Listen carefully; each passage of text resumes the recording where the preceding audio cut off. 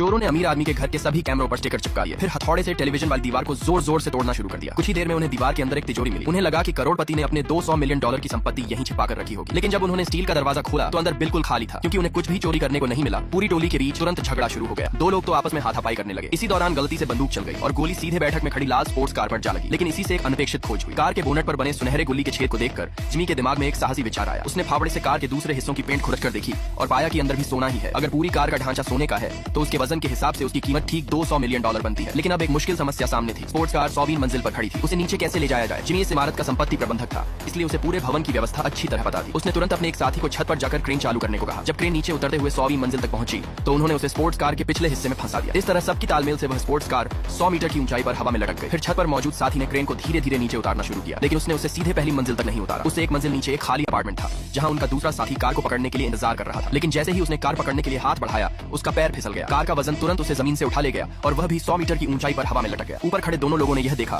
तो तुरंत उसे बचाने दौड़े, लेकिन तभी उन्हें पता चला कि जिस सुरक्षा गार्ड को उन्होंने बाहर बेहोश किया था वह अब होश में आ चुका है। वह दरवाजा तोड़कर अंदर आने ही वाला था। इस वजह से उन दोनों को पीछे हटने के लिए सबसे खतरनाक तरीका अपनाना पड़ा। वे क्रेन की रस्सी पर चढ़ गए और धीरे धीरे थोड़ा थोड़ा नीचे उतरने लगे। उन दोनों की तुलना में नीचे लटका उनका साथी और भी बुरी हालत में था। रस्सी का सहारा न होने के कारण उसकी ताकत खत्म होने वाली थी और वह किसी भी पल गिर सकता था। सौभाग्य से ठीक उसी समय उनका एक और साथी वहां पहुंच गया और उसे बचा लिया। उधर जिमी और उसका साथी भी धीरे धीरे कार के पीछे तक पहुंच चुके थे। वे अपनी जान भी बचाना चाहते थे और इस सोने की स्पोर्ट्स कार को भी अपने साथ ले जाना चाहते थे, इसलिए दोनों कार के अंदर घुस गए। फिर छत की दिशा में जोर लगाकर कार को धक्का देने लगे ताकि पूरी कार झूलते हुए कमरे के अंदर आ जाए। लगातार कोशिशों के बाद कार खिड़की की ओर करीब आने लगी। उनके साथी ने मौका देखकर हुक से कार के बम्पर को पकड़ लिया। आखिरकार सबके मिलकर काम करने से स्पोर्ट्स कार सुरक्षित तरीके से कमरे के अंदर जमीन पर उतर गई। इसके बाद उन्होंने कार को कमरे से बाहर ढकेल दिया, लेकिन कार इतनी बड़ी थी कि लिफ्ट में वो बिल्कुल भी नहीं समा सकती।